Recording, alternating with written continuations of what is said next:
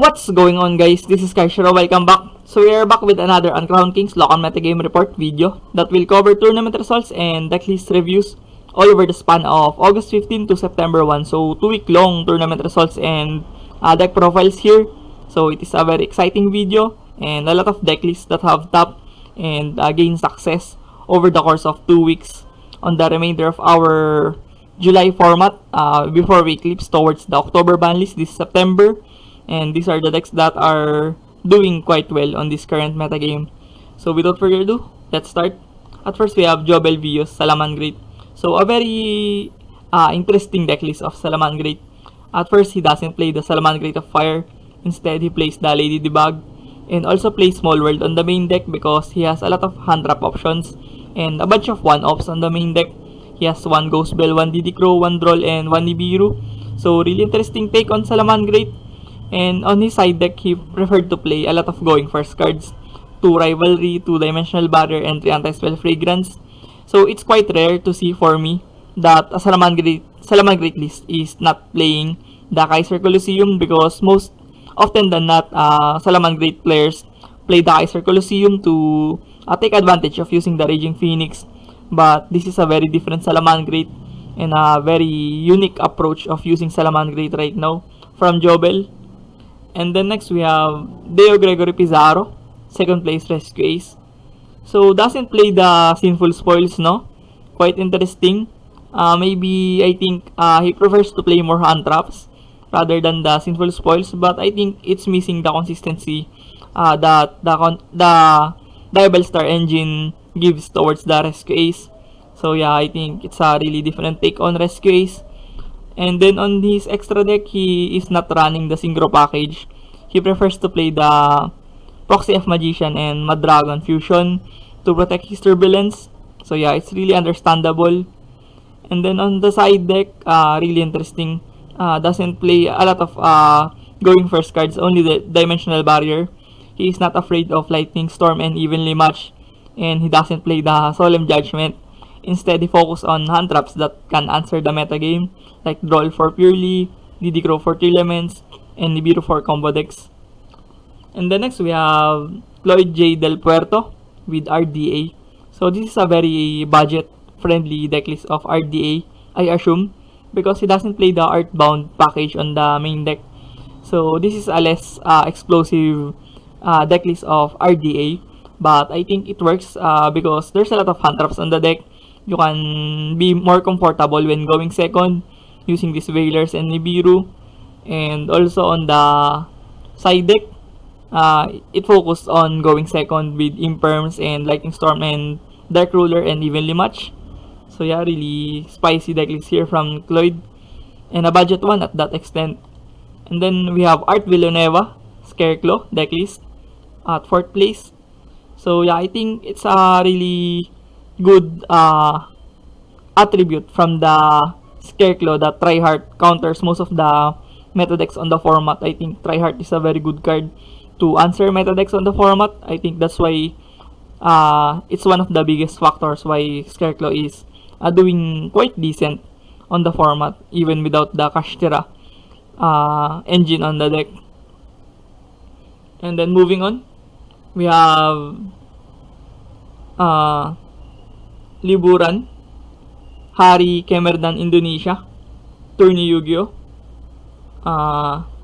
At first here we have Exosister. So I think Exosister is a very good tier 3 meta deck right now in the format. Not only it counters the graveyard interactions on the format, which has Diablo Star and then Tier Elements, and then the Earth Good stuff, and even the roguish decks like Unchained. It also can be really devastating when going first. Imagine the Magnifica and the Returnia that can banish up to 4 times on a single turn. I think it's really devastating and not many decks can play around that. So yeah, I think it's a really nice deck right now in the format. And then next we have Headquarter Hobbies and Card Games. At first place we have Dragon Link. So Dragon Link won the World Championship 2023, as we all know. I think this deck has a lot of things to offer on the OCG format. The only thing that rattles this deck is the Maxi, of course. and those hand traps on the OCG format. But yeah, when this deck doesn't get interrupted, or players doesn't have answers to interrupt the Dragon Link, I think it's one of the better combo decks that you can play on the format. Really explosive and really slippery. You can throw hand traps, like 1 to 2 hand traps on the Dragon Link, but this deck can still move and create some decent board even with the interruptions from the hand traps. So yeah, I think this is a pretty nice deck right now, pretty decent that extent, and also quite versatile as well. Can go first with big boards and can go second and break boards with a lot of gas on the deck. And on the side deck, I think it's really interesting that he plays 3 Phantasmi, but it's quite understandable as well because we do have a lot of link-based decks on the format. We do have the Rescue Ace Link's line of play, and we also have Unchained, and even the roguish decks like Salaman Great also are link-based decks. So yeah, I think Phantasmi is a good meta call here on his side deck. And Mind Control, no, I don't really apprehend the Mind Control tech here on the side deck. Maybe it can disrupt boards without Omni Negates, but I really don't rate Mind Control that much on this current format. And the one thing that I like on his decklist is he plays Cosmic Cyclone at 3 copies because it really respects Runic, because Runic is such a very annoying deck and the field spell is a really degenerate card, so you must need Cosmic Cyclone to answer that in order to respect that matchup. And then next we have the Labyrinth from Theodorus, second place. So quite standard decklist of Labyrinth here. Plays Rivalry on the side deck, it's really interesting. And also 3 transaction rollback. Some play 2, but I think transaction rollback at 3 really makes sense because you need this card to have a very powerful grind game, because Labyrinth really excels on the longer games. When this deck is snowballing for card advantages on the latter stages of the game, I think this is one of the most powerful decks on the format that can really outgrind a lot of decks on the format. So yeah, I think the third copy of Transaction Rollback really does make a lot of sense on his deck list. And on the extra deck, quite linear, 3 Chaos Angel, 2 Typhoon, and 1 SP Little Knight. I would prefer to play 2 SP Little Knight if I were him. And the next we have Kafi, 59 grass, so card short from being a 60 card grass earth pile. So yeah, it's not really nothing new, to be honest. This deck has been quite marvelous for the most part because this is a really explosive deck. Can play around many hand traps except for Droll and Maxi, of course. But the major issue of this deck is Maxi, of course, because Maxi can really stagger this deck. It really hurts the deck because you need to special summon a lot, of course, using this deck. So yeah, that's the weak side of having 60 card Earth good stuff right now in the format. But if this deck can go first and establish a board, you can just scoop and wait for the next game and side for the next game, no? Because you don't really have the resources to out something like Savage, Dragite, and Apollousa, and IP Masquerena. So yeah, it's really powerful when it goes first and can set up a huge board. So yeah, I think it really speaks volume on his side deck because his side deck are only focused on going second, except for the 1 Trust and 1 D Barrier. But yeah, I think he's pretty confident that he can go first and set up a billion of negates and negate everything on his opponent. So yeah, moving on, we have Rescue Ace from Easy Anang. So this time with Sinful Spoils, I think I like this version a lot. I'm not too sure about 3 Diable Star Witch. Maybe I could have played the third copy of this with the third copy of the Quick Play. But yeah, I think this works for him for Easy. 43 card Rescue Ace, I don't really see a lot of 43 card Rescue Ace decklist. Most of the time, it only plays 40 cards. But this is a very different approach. Playing 40 and plays the Infinite Impermanence on the deck. Some players doesn't really regard Imperm on Rescue Ace because sometimes, or most of the time, your spell and trap is quite filled with back row cards from the set. Of course, from the Turbulence. And most of the time, you do have 4 to 5 cards already on your back row. That's why many players doesn't really play Imperm on Rescue Ace. But nonetheless, I think it could work. As a cross out target, of course, it can be very valuable when you try to play around Imperm using the cross out. And place the Synchron package on the extra deck right now because it gives so much value on setting up your turn 1 using this Synchro line of play. Because using the Auroradon and the Synchron package here, on the extra deck, you can establish multiple negations with the form of Barone, Dragster, and the Savage. Sometimes the Arclight. So yeah, you pretty much win the game from there. You do have 7 to 8 interruptions at most using the Synchro line of play. So yeah, I think it's really explosive.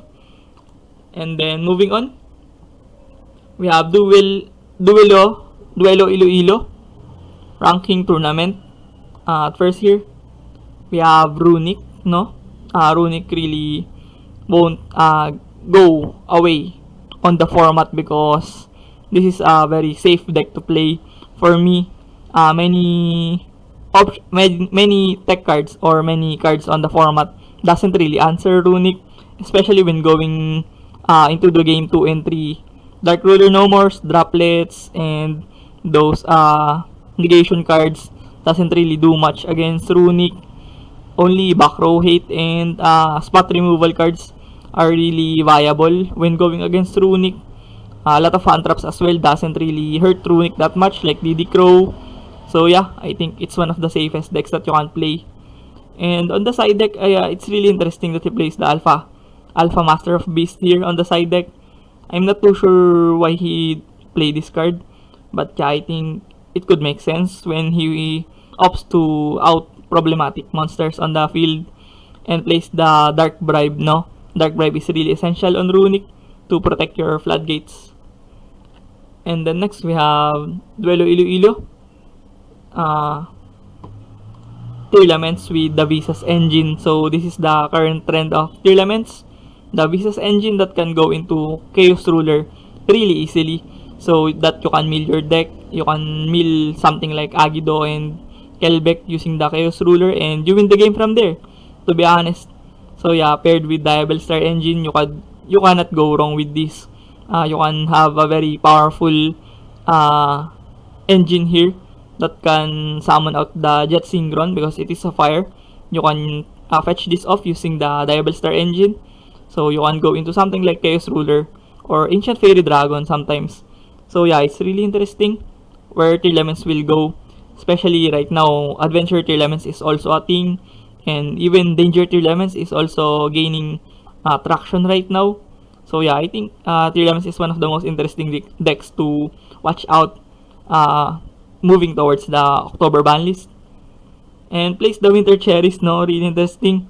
I don't really recall why he does play the Winter Cherries. Maybe for Tearlament's Mirror, you can banish the Chaos Ruler on your opponent's extra deck and also the pivotal monsters of Tearlaments like Rulkalos and Kaleidoheart.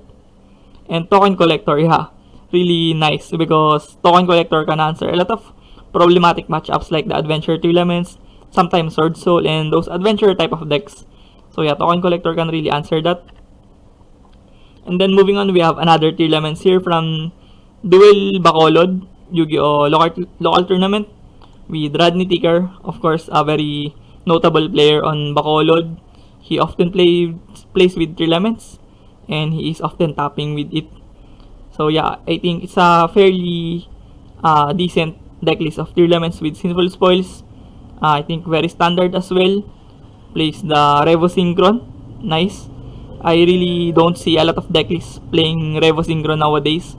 But he does play it, no? And moving on, we have Order of the Duelist in Albay, ranking tournament. At first here, we have Steven, our friend as well from Kai Duelist. He does play Rika San Avalon. So Rika San Avalon really proved itself on the World Championship tournament recently, no? Because on the top 8 deck representations, I think I have seen 2 Rika San Avalon on those representations. So yeah, this deck can really excel. The only thing that halts this deck is the Maxi. Of course, Rika really struggles around Maxi. But when it does go first, it is a deck that can make a really unbreakable board with the con contributing 4 cost and those negation monsters on his side of the field. There's not many decks that can break the board of Rika, to be honest. And then moving on, we have Jomar, Labyrinth. So yeah, 3 transaction rollback as well. But I do like the fact that he plays a Dimensional Barrier, because Dimensional Barrier is instant win against many decks on the format like Purely. It really struggles around the D Barrier and Centurion as well, Synchro deck, and also even the rogue decks like Kashtira. It really does struggle around Dimensional Barrier. So I think if you are playing Labyrinth, you might as well utilize the ability of the deck to maximize playing Dimensional Barrier. And then next we have Troy, Dragon Link. So plays the Chaos Leveneer on the main deck, and it's more interesting that he plays the Branded Beast on the main deck, because many players doesn't really play this Branded Beast on the main deck. But in an environment like Philippines, you have a lot of back row decks on the format. So Branded Beast is a very huge advantage for the Dragon Link, because it can out problematic floodgates and back rows on the format. So yeah, I think Branded Beast is a very viable option here to play in the Philippines metagame.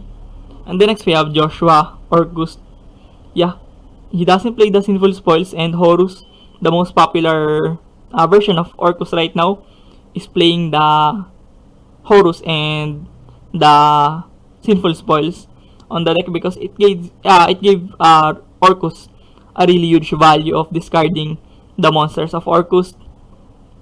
And then next we have Yu-Gi-Oh! Community Zambales. At first, we have Nicole Santos, Nick. Shoutouts to you. Champion using the Earth Good stuff. So I think it's the 40 card version of the deck, no? It really plays a concise deck list of playing 40 only. Quite different from the 60 card version. But I think it really functions as well. Really nice, because even though this deck got maxied or something like playing around Nibiru, you can just resort into playing something like Dweller or Baguska just to survive the turn. So yeah, I think it is really explosive as well, but can be more conservative aside from the 60 card version. And then next we have Bob Marzan, our friend as well from Kaido Willis. We have Pendulum Magician. So this deck also got better from the support from Agov. This deck got more explosive, got more resilient. The deck got a lot better from the Agov support. So yeah, I think Pendulum Magician is a very notable deck on the meta for me. I think it's one of the best decks. If I will rank the Pendulum Magician right now, I would rate it as a top 7 deck on the format. Yeah, top 7 at most. And then next we have Julius Zapata, Dynamorphia. So this deck is also gaining traction recently, because there's not many decks can out-Rex Storm, to be honest. And also the most popular version of Dynamorphia right now is the Horus Dynamorphia. So yeah, I think it's really interesting to see how Dynamorphia will perform, because on China and Hong Kong, Dynamorphia is considered as a tier 3 meta deck on their meta tier list chart. So yeah, I think Dynamorphia is an interesting deck right now. And then moving on, we have Duelis Dewata on Indonesia weekly tournament. At first, we have Dino. So Dino as well is a very evergreen deck.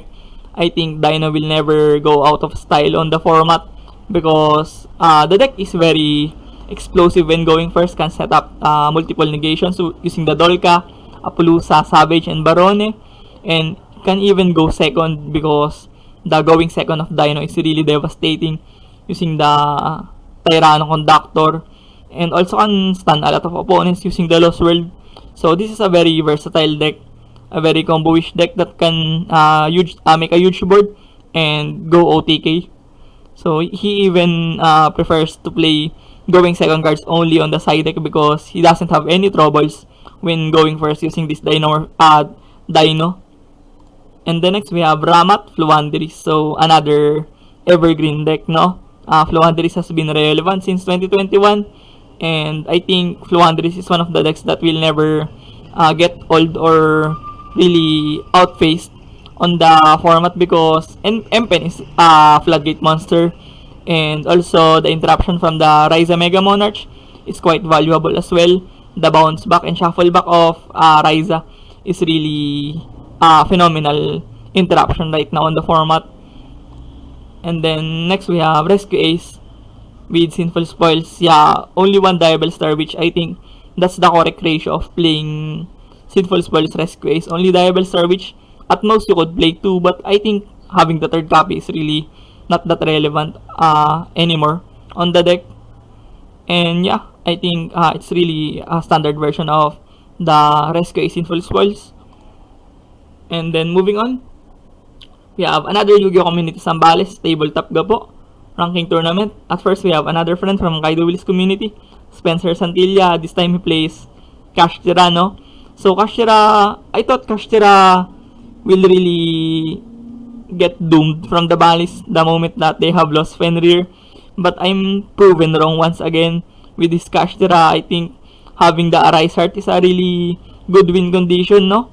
Because Arise Heart really makes the day tough for a lot of decks like Telements, like Earth Good stuff, like even Purely really struggles around the Arise Heart because it is a walking macrocosmos. It has a macrocosmos on legs, no? So yeah, it's a really terrifying boss monster right now. And then moving on, we have Joshua Oriano, champion of Vanquishol, another friend from Kaido Willis Tabletop community, with the Sinful Spoils engine, no? So I think this is a more better version of Vanquishol in terms of sealing because it plays the Sinful Spoils, it gives extra negation on the deck, and yeah, I think it's a more explosive approach on playing Vanquishol. On the side deck, it's really interesting. I really like the fact that he plays the Retaliating Sea here because it is very good against Branded, very nice against Purely. So yeah, it can really tackle a lot of decks on the format. And then moving on, we have Bob Marzan, Purely. So yeah, like I have said earlier, the Contact Sea is really nice against Purely. So this time, the Purely plays the Dark World engine. Not many players do this nowadays, to be honest. They just prefer to play more hand traps and more consistency cards over the Dark World engine or any discard fodder engines like the Volcanic Shell and the Crystal Beast engine. Now, they just play the hand traps on this Purely with something like Desires and Prosperity and Talents. And on the side deck, plays the Dogwood, no? Because I think it's really a good card to answer really slow opponents on the format and combo-ish decks on the format as well. And then next we have Makhili Obispo using the Umi. So this deck is also quite underrated, no? It is a very nice and budget as well stand deck that can really make the day tough for a lot of decks on the format. Plays the Reasoning, no? It's really interesting. I really don't recall Umi players playing Reasoning on this. Maybe he plays the Reasoning so that he can play into something like Synchro Monsters like Dragite or the Chengying. And then moving on, we have Yu-Gi-Oh! Davao Mindanao, another tournament from Mindanao, ranking tournament. At first, we have Cloyd J. Del Puerto with Chimera. So this deck is really popular on the TCG, no? I think Chimera is one of the most popular decks over the TCG. But on OCG, it doesn't really translate that well. Chimera is rogue deck at best right now on the OCG. But I think this deck has a really nice form right now on the Yu-Gi-Oh! On a wide perspective because this deck can excel on the TCG. So it has a good chance of really doing well as well on the OCG format. So his Chimera decklist is quite centered on going second, no? Because he plays Lava Golem and the Master Beast, Alpha Master of Beast, and a lot of hand traps as well on the main deck. And on the side deck, it really focuses on going first and second. So it's a very flexible side deck for Cloyd plays a lot of going second cards on the side deck and going first cards as well, like Summon Limit and the Barrier. And then next we have Alfred Zamora, Scarecrow Adventurer. So yeah, I think I really get why some players in the Philippines plays Token Collector, no? Because Token Collector can answer the adventure engines on many players decklist on these Philippines metagame. And then next we have Harold Gase, Rescue Ace Sinful Spoils. So yeah, quite standard decklist of Rescue Ace. And then next we have Lloyd Torok Tokon, Sword Soul Tenyi. So this time plays Rivalry on the main deck. We have seen this tech a lot on the TCG format. They do this quite a lot. On the OCG, this is really a very unpopular opinion on playing Rivalry on Sword Soul. Most Sword Soul plays very tight decklist of playing more hand traps on the deck. And on the side deck, he plays the Sword Soul Summit on the side deck, no? I think he really preserves this card only when going first on his Sword Soul. I really like that logic from Lloyd. And then we have 5th place, Clarky Maturan with Synchron Adventurer Sinful Spoils. So a very explosive combo deck here that we have from Clarky. The extra deck can really terrify you the moment that you can see this Pater Barone, Trishula, Chaos Ruler, and ever toxic Crimson Dragon into Calamity. So this is a very problematic deck if you don't have answers against this deck. If the Junk Speeder resolves on the extra deck of Clarky, you really won't have a lot of things to counter this deck, to be honest. Once you let the Junk Speeder resolve, it's really game over from that moment. And even on the side deck, there's a lot of monsters that can really devastate you, like the Naturia Beast that can really make Purely and Runic struggle against this deck. And we have 6th place here from Adrian Gabrieltan, Labyrinth. So standard decklist of Labyrinth plays the Arias, one Arias on the main deck. And on the side deck, he plays the Ishizu. So yeah, it's really powerful against many decks right now in the format, especially tier elements. Can be even good against Purely and sometimes Labyrinth Mirror as well, so that you can shuffle back the furniture cards on the graveyard. And then next we have 7th place, Art Villanueva, another Scarecrow. So Scarecrow is quite popular on the Mindanao local metagame scene, no? So yeah, I think this is quite interesting deck as well. Plays the A Hero Lives so that he can utilize the Prisma on this deck list. And then we have 8th place, Labyrinth Dogmatica. So a much more slower tempo type of Labyrinth deck list. But I think this can be effective on dealing against fast-paced decks because you have Dogmatica Punishment to punish them and also the Fleur de Lis to negate them. So yeah, really nice from Vince Paulo Dagala. Moving on, we have Variance Card Game Merchant Weekly Tournament. At first, we have Spiral, no? So Spiral gets support from the TCG. I think, from the TCG, yeah. So I wonder how that support will translate towards the success of Spiral moving on next year, because that card maybe will be released on the next World Premiere Pack on OCG. But right now, Spiral is a very combo-ish deck that is rogue deck at best, to be honest. I really don't rate Spiral right now in the format. But of course, if this deck can go first and set up Billion of Negates, yeah, I think it's the world where Spiral can shine. But yeah.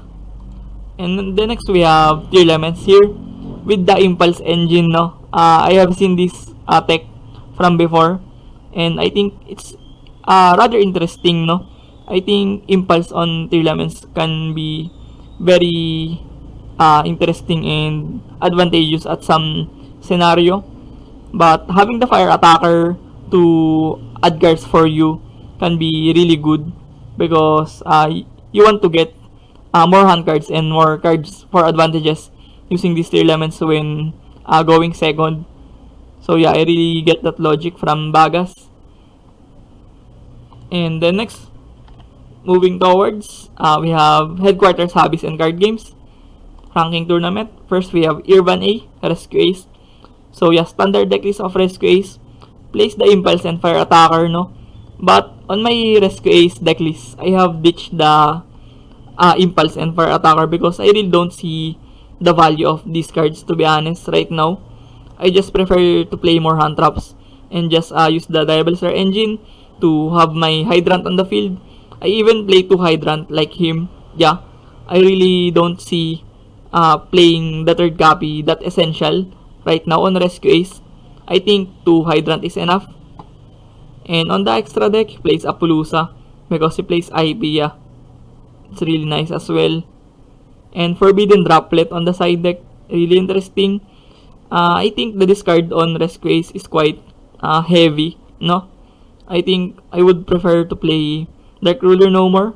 But yeah, I think Droplet can be very good on some occasions. And then next, we have Alvin Putra.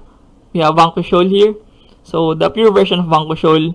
So, a very different approach on Vanquishol from the Diabolic Star Vanquishol that we have seen earlier. So, quite standard decklist of Vanquishol. The Dimension Shifter on side deck really demolishes a lot of decks on the format. It is really nice on tier elements. It can be good against purely. It can be really effective against Earthwood stuff. So yeah. And the next we have Dragon Link here from Andre K. So place the Black Metal engine on the deck. It is a very TCG centric approach on Dragon Link because most often on OCG builds of Dragon Link, they just play the Seifert. And yeah, I think that's just it. And the next we have Invoke for Hire. Wow, really interesting, no? I think it's one of the most interesting decks that I have seen for quite some time now. I really don't see how this deck functions, to be honest. Maybe you just sit on Mekaba to negate your opponent and for hire to draw you cards on the process. So yeah, really interesting from Farhan. And then moving on, we have Prodigy Bekasi tournament. We have another Rescue Ace Sinful Spoils. So we already have seen how powerful this Rescue Ace Sinful Spoils right now because it's the 8th or 7th time that we have seen Rescue Ace already on these tournament results and decklist reviews. So yeah, Rescue Ace is arguably the best deck on the format right now on the OCG. And then moving on, we have my Dragon Maid decklist from our weekly tournament last August 26. So yeah, this is a very slow deck right now in the format Dragon Maid. I just preferred to play Dragon Maid with Seifert and Bestials so that I can go into something like Sphere most of the time if I don't have the resources to pull off Ashu. So yeah, I think this is a very fun deck for me. There's a lot of hand drops on the deck. I have 3 Ash, 3 Maxi, 3 Veiler, 3 Mourner, 3 Imperm. So yeah, I really don't miss out on playing Called by the Grave and Cross out here because I would like to run more hand traps on this deck because this is a very slow deck.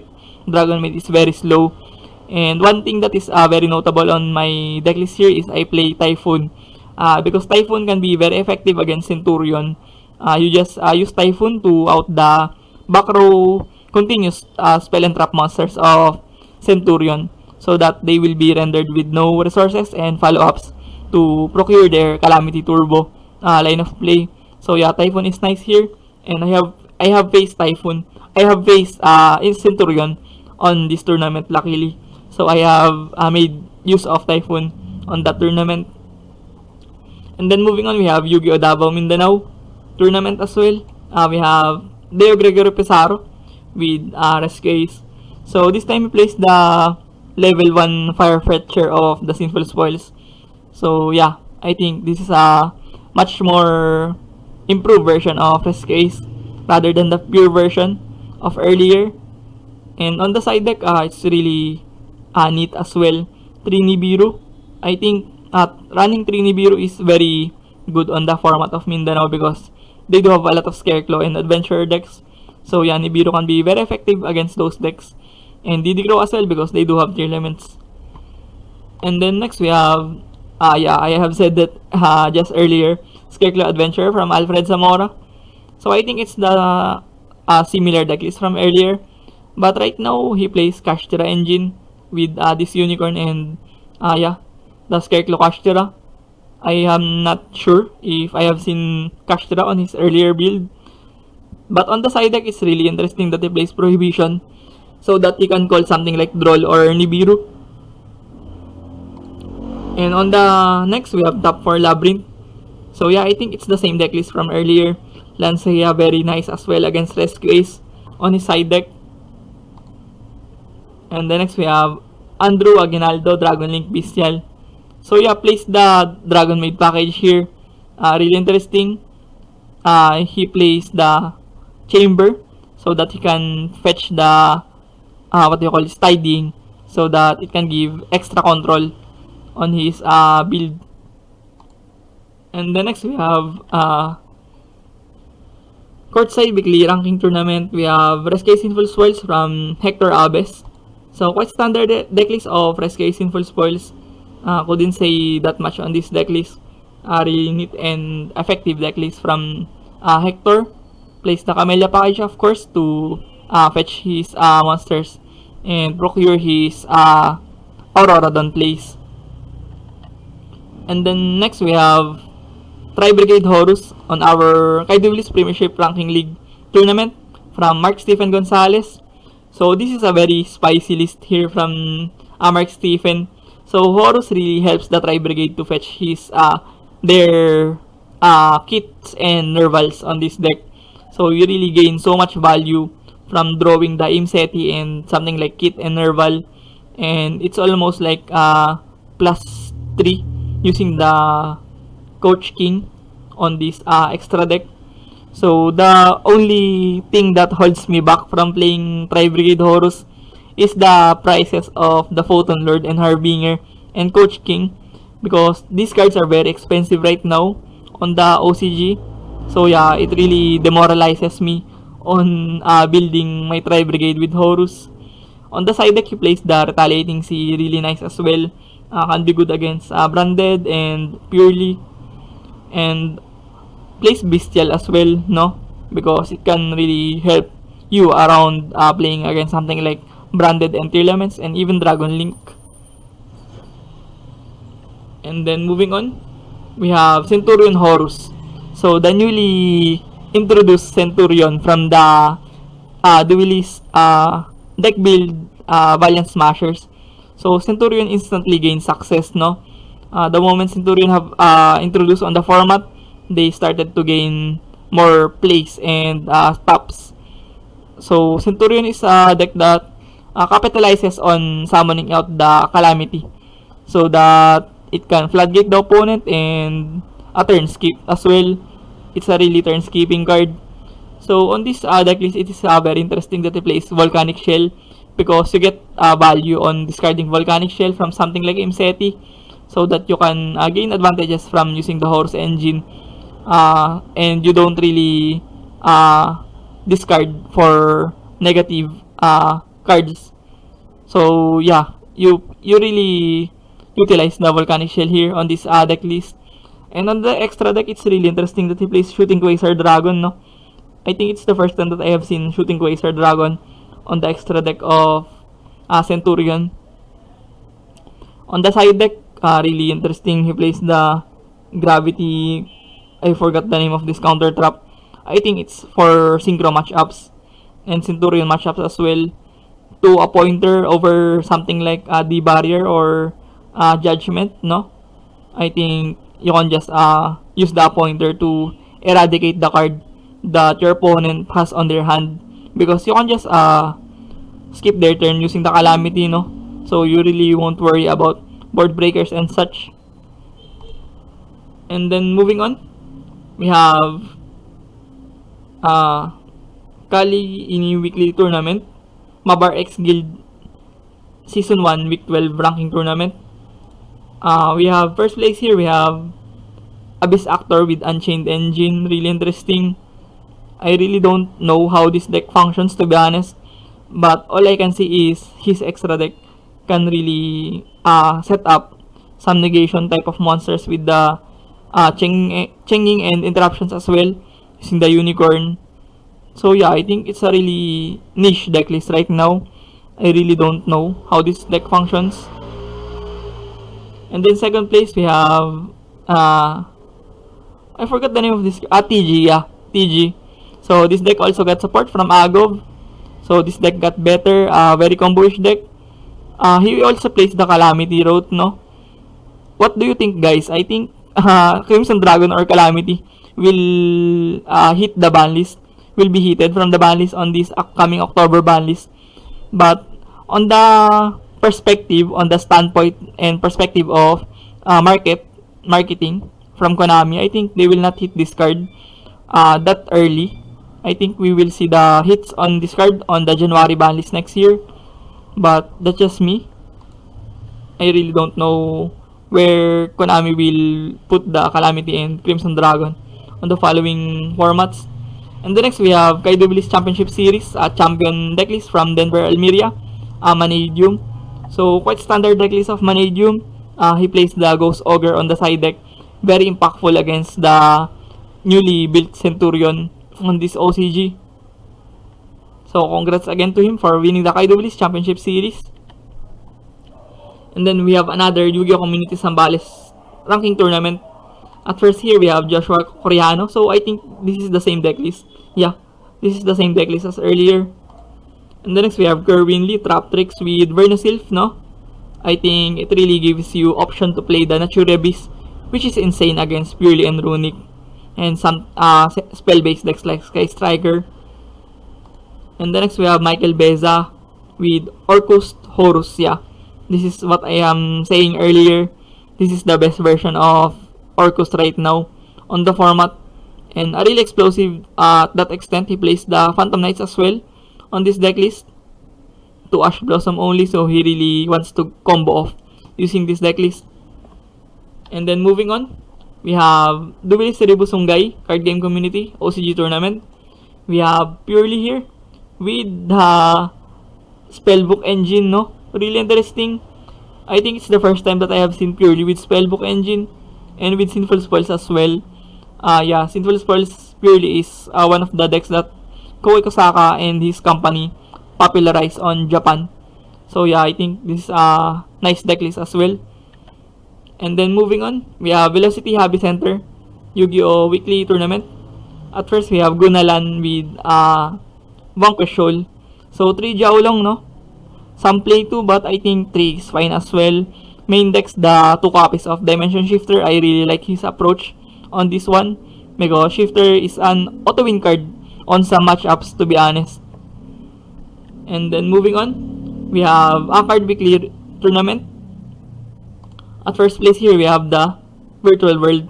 So this is different from the usual Virtual World that plays the transaction rollback and the Mayakashi Ghost Meets Girl that can floodgate and stun opponents. This time he plays to synchro into something like Calamity. So another turn skipping mechanic from D2. Yeah, Calamity for yeah, Calamity for really funny. And on the side deck, plays the Ghost Ogre as well to answer the Centurion, of course. And plays Change of Heart, no? It's really interesting. It really works the same like Mind Control, but you don't have a drawback of not tributing those monsters. And then next, we have Adib. We have 3 Elements, Sinful Spoils. So, plays the Revo Synchron. I really don't rate that much on playing Revo Synchron right now on 3 Elements because I would like to play the Visas on these 3 Elements because it is a 1 card Chaos Ruler. Samsara is a 1 card Chaos Ruler. So yeah, I would like to play that version of 3 Elements if I am going to play 3 Elements right now. And then next we have Tegu, Sky Striker, Ray is 13-year-old. Yeah, I think this is one of the decks that can really surprise a lot of opponents because Sky Striker can go first and can go second as well. It depends on the build. On this build, he plays the Sky Striker as a going first deck with Kaiser Coliseum and the Imperial Iron Wall. So yeah, really nice. And on the side deck, plays Ice Dragon Prison, really interesting. I think IDP can really catch people off guard. And then moving on, We have North Celebes Yu-Gi-Oh! Weekly Tournament. At first here, we have Tier Elements. So, another Tier Elements. So, once again, Tier Elements have been solidified as one of the top decks on the OCG format. I think it's the 6th time or 7th time that we have seen Tier Elements already on this tier list. So, as the famous saying of Tasuku on the Twitter right now, Tier 11 strongest, no? And then moving on, we have Yu-Gi-Oh! Metagame Malang. At first, we have Dino with the, I think Dino with standard build of Dino to Tyranno Conductor on the main deck. I would like to prefer it at 1 copy only, to be honest, and play Small World as well. So Small World has been gaining traction right now on many players' deck list of Dino. And then moving on, we have another Chimera here. With it doesn't play the branded, instead it plays the Fight for package of Edge Chain and plays the Wang Hu Tiger, no? I think Wang Hu Tiger can really devastate a lot of decks on the format right now. And plays Token Collector, to answer Adventure Elements. And on the side deck, Summon Limit on this Chimera. I think it's one of the most popular options to play on using Chimera, Summon Limit as a going first card. Because it really doesn't hurt the Chimera engine that much. You really summon 1 to 2 times only on this deck. And then next we have Labyrinth here. What is this extra deck? I really don't know. But I think this is a Hero Fusion monster, no? Yeah, Hero Monsters on the extra deck. I really don't know how this card functions on this Labyrinth. But yeah, I think it's quite a standard deck list of Labyrinth plays to Arias on the main deck. And then next we have Speedroid. Wow, I think it's been a year since I have seen the last top of Speedroid. On my perspective, no, it's the one of the rare occasions that Speedroid can top. But yeah, this deck is quite good, no? When it goes first, it can set up the Crystal Wing and Barone. So yeah, it has a very good win conditions to negate opponents, of course. And Ice Dragon Prison again, no? I think Ice Dragon Prison is a very niche card to answer meta decks right now in the format. But yeah, I think there's a lot of going first cards that are better than IDP. Something like Dimensional Barrier. And then moving on, we have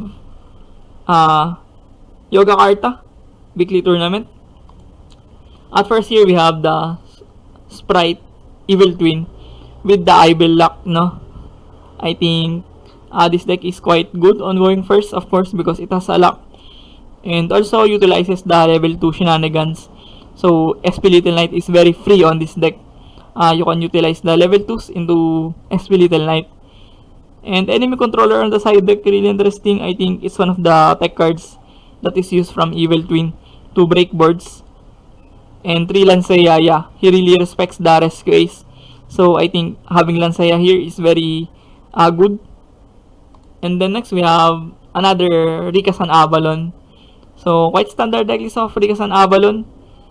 Place the Concon at 2 copies. I think this is what I like to see on Rika. The 3rd copy for me is quite bricky on Rika. On the field spell of Rika. And then moving on, we have Earth Good Stuff. Yeah, Adamancepator with Prankid's engine. Really nice. Place triple Kaiju, no? I think you can utilize this card against Purely. But on other matchups, it's not that relevant that much. And then next, we have Vanquishol. So, another Vanquishol, I think it's the 5th or 6th time that we have seen Vanquishol already here. So, Vanquishol is a proven deck right now in the format. I think Vanquishol is in a very good spot right now on the format. And then moving on, we have Kaidolis Premiership Ranking League Tournament. We have my birthday tournament on that occasion. We have Runic Generator from MJ Agura. So a very spicy decklist here from MJ. So he utilizes the token shenanigans of Runic using the Runic main and the generator as well to fetch tokens. So a really spicy decklist from MJ. And next we have another birthday tournament from me. We have Mikanko from Topechi.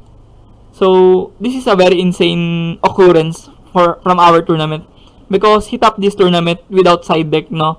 I think that speaks volume on how flexible Mikanko is. It can go first, it can go second, it can go second with the Kaijus, and it can go first with the There Can Be Only One and Solemn Judgment. So imagine that he didn't even need the side deck to top the tournament, and the tournament is filled with Elements and Centurion.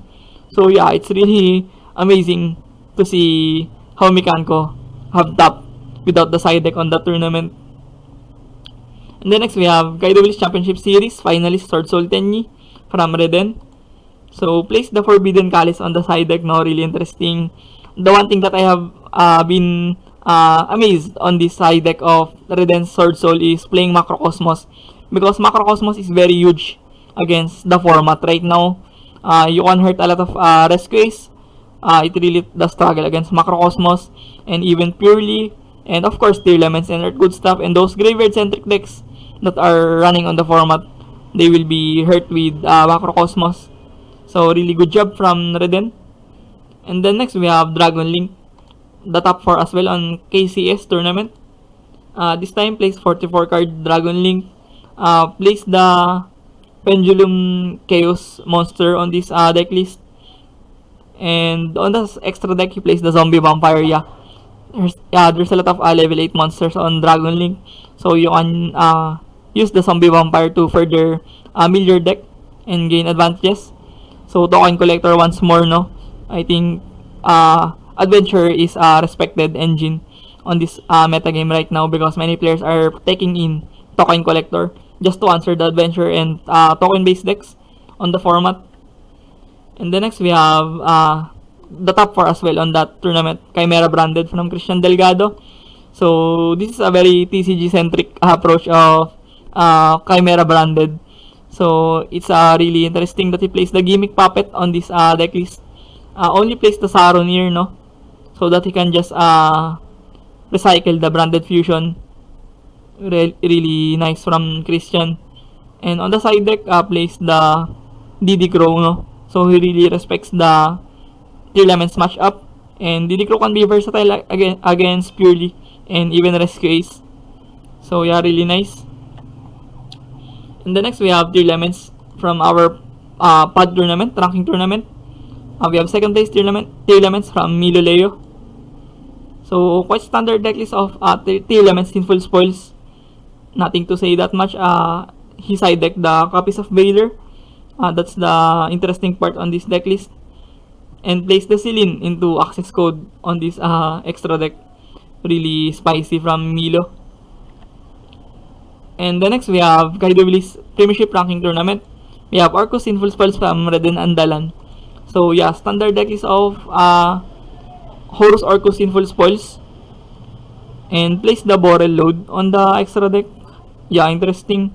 Place to SP Little Knight. Yeah, I would want to run 2 copies of SP Little Knight if I have the extra space on my side deck, or rather extra deck, because SP Little Knight is such a busted card, to be honest. It's a very powerful card on the extra deck. And then moving on, we have Bandung Duelist tournament. We have first place Centurion Horus. So quite standard deck is of Centurion Horus. The one thing that puts me off on playing this deck is how expensive the Bonfire is right now. It's really expensive right now, and yeah, I don't have the money to buy the Bonfire, so I didn't bought this deck. But nonetheless, this is a very groundbreaking deck, no? The moment that Centurion have been introduced on the format, they instantly gain success. So imagine how will Centurion perform if they got their support from the following sets, no? I think this will be a very good mention to be a tier 0 contender on the following formats. If they don't ban the Calamity and Crimson Dragon, of course. And then next we have Dino again from Tigar. Really spicy decklist of Dino. Plays the Fusion Substitute. Yeah, really interesting. Place the Pentastag as well on the extra deck so that he can OTK really easily. And next we have Infernoble Knight from Ginang. So yeah, another interesting deck. I thought that Infernoble Knight will be forgotten because the smoke grenade has been banned on the previous ban list. So yeah, it really surprises me how this deck can still top even though smoke grenade got banned. I think this deck is quite decent on setting up something like IP Mascarena and Barone on the first turn. And then we have Arvin Dragon Link with Sinful Spoils. Yeah, really spicy. He plays the Sinful Spoils here. And on the extra deck, really linear as well. Doesn't play the Dark Charmer. I also don't play the Dark Charmer, to be honest. Sometimes it really doesn't came up on my Dragon Link. And then moving on, we have Ricky's Toys, Hobby, and Shop.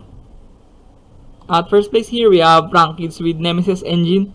So yeah, you can turbo out the Colossus easily on this Prank Kids and place the Bonfire as well because it can search the level 1 or the Fire Pyro monster on this Prank Kids so that it can make the deck more consistent. But I don't really want to play Bonfire because this is already a consistent deck, to be honest.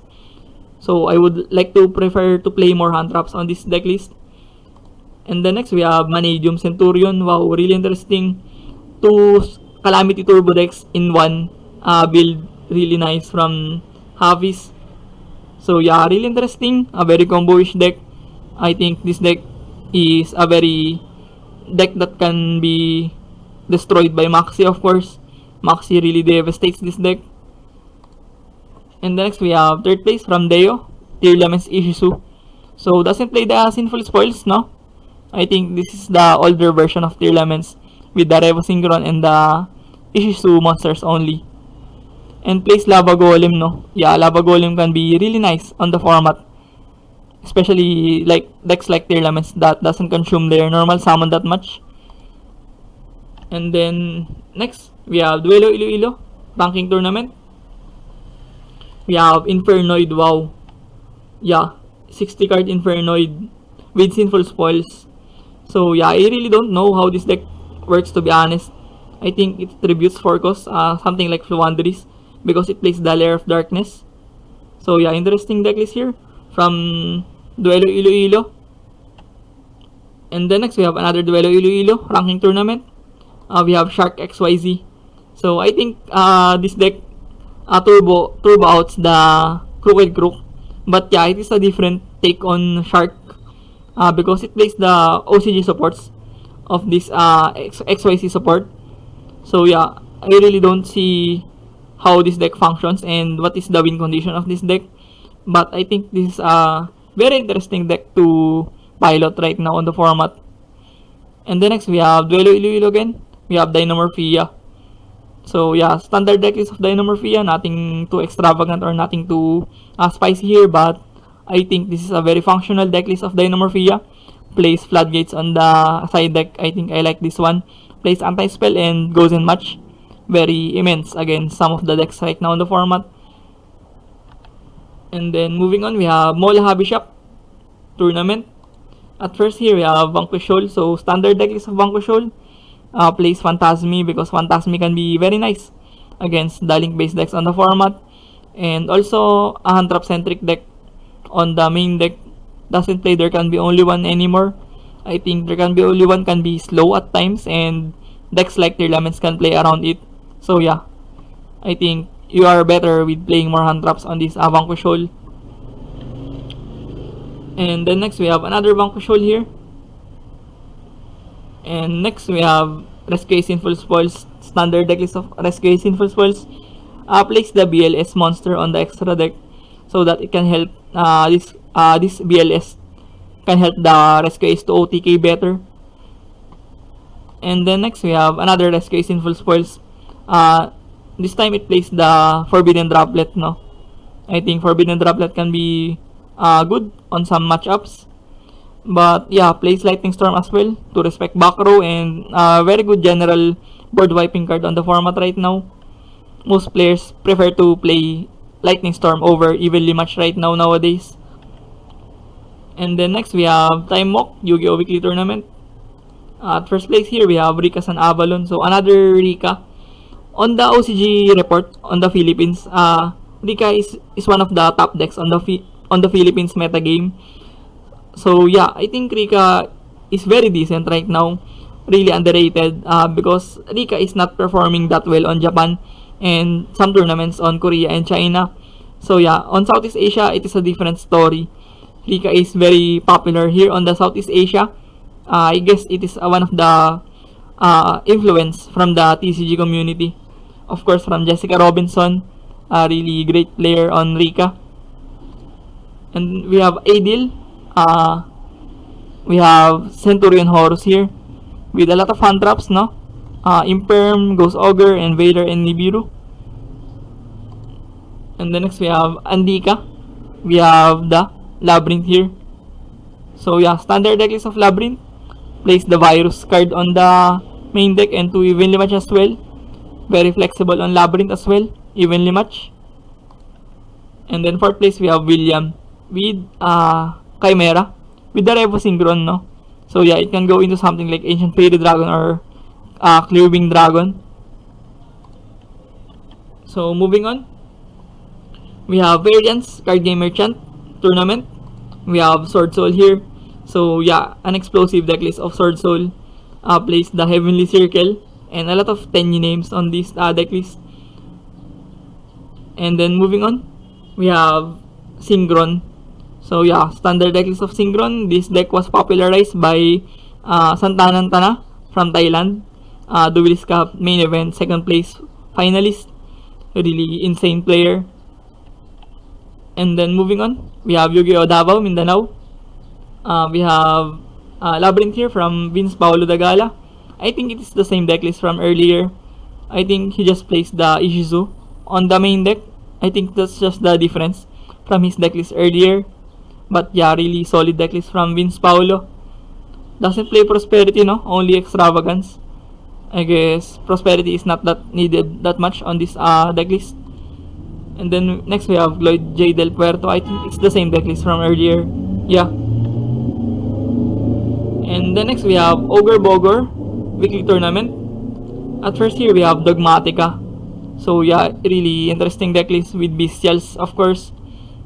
This build can rip your extra deck. You lose something like 7 to 9, sometimes 13 extra deck cards on this Dogmatica.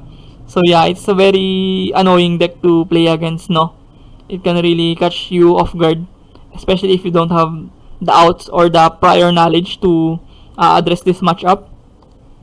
And the next we have Burning Abyss from Raf, one of the most solid Burning Abyss players that I have seen on my journey on Yu-Gi-Oh! He is a very skilled Burning Abyss player from Indonesia. So yeah, we this time it plays the Sinful Spoils, no? And Danger as well with the Nimble package. Yeah, really interesting from Raf. And the next we have Aldrino, Sword Soul, Tenyi. So yeah, really regular decklist of Sword Soul. The only spice here is he plays the Red Reboot and Feather Duster on the main deck and evenly match. So he is more flexible on going second. Moving on, we have Duelist Devata Tournament. Another Sword Soul here from Yuda. I think this is a very young duelist, no? So he doesn't play Maxi, really spicy, and plays Small World and Heavily Circle. So this deck is very consistent on the main deck and plays the Vessel as well. Really explosive approach from Yuda. And on the side deck, he played Triple Nibiru. I think that's just justifiable on the format of Indonesia where there's a lot of combo decks. And next we have Rescue Ace, 2nd place. So yeah, standard decklist of Rescue Ace. Really nothing too extravagant or spicy here. This is just a very standard decklist of Rescue Ace. So yeah, I think that sums up our video for today. If you have time, you can visit our page on Facebook on Crown Kings Local Metagame Report. So thank you for watching this video. I hope you do learn a thing or two. And hit the subscribe button if you're not yet subscribed on my YouTube channel. And hit the notification bell if you want to get more updated on my future contents. So see you in the next one. Peace.